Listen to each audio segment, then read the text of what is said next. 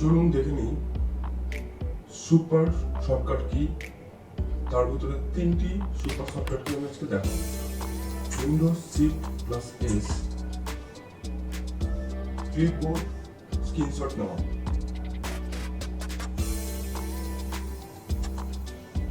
যতটুকু দরকার আপনি ততটুকু স্ক্রিনশট নিয়ে নিন।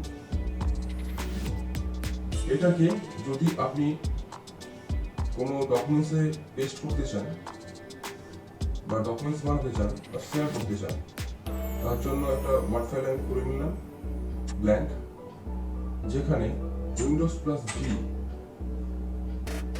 ক্লিপবোর্ড থেকে ডিরেক্টলি ক্লিক করলে পরে এটা এখানে পেস্ট হয়ে যাবে স্ক্রিনশটটা, যেটা কিছুক্ষণ আগে নিয়েছিলাম। নেক্সট শর্টকাট কি হচ্ছে উইন্ডোজ প্লাস পি। আপনার সিস্টেমের সঙ্গে যদি একাধিক ডিসপ্লে সংযোজন করতে হয় এবং তাতে যদি আপনার সিস্টেমের ডিসপ্লে যদি শেয়ার করতে হবে, তাহলে উইন্ডোজ পি করলে পরে প্রজেক্ট যে অপশনটি আছে উইন্ডোজের সেটি খুলে যাবে এবং আপনার পছন্দ মতো যে অপশনটি আছে যেটা আপনি করতে চাইছেন, কতগুলি ডিসপ্লে আপনি শেয়ার করতে চাইছেন, তার এখানে তার বেসিসে আপনাকে এখানে চুজ করতে হবে। যদি সেকেন্ড স্ক্রিন করতে চান তাহলে সেকেন্ড স্ক্রিন অনলি। যদি স্ক্রিনটাকে আপনার এই স্ক্রিনটাকে এক্সটেন্ড করতে চান তাহলে এক্সটেন্ডেড।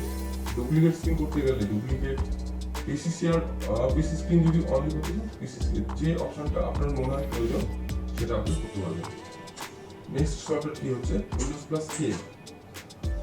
যে কোনো ওয়্যারলেস ডিভাইস তার ডিসপ্লে মানে ট্যাব হতে পারে বা অ্যান্ড্রয়েড মোবাইল হতে পারে, যদি ওয়্যারলেসলি যদি আপনার মোবাইলের বা ট্যাবের যদি স্ক্রিন আপনার সিস্টেম ল্যাপটপ বা ডেস্কটপে শেয়ার করতে হয়, তাহলে উইন্ডোজ প্লাস কে প্রেস করলে পরে আপনার উইন্ডোজের ইনবিল্ট যে মিরাকল সফটওয়্যারটা আছে সেটা এনেবল হয়ে যাবে এবং সেখান থেকে আপনি আপনার মোবাইলের বা ট্যাবের স্ক্রিনটা শেয়ার করতে পারবেন।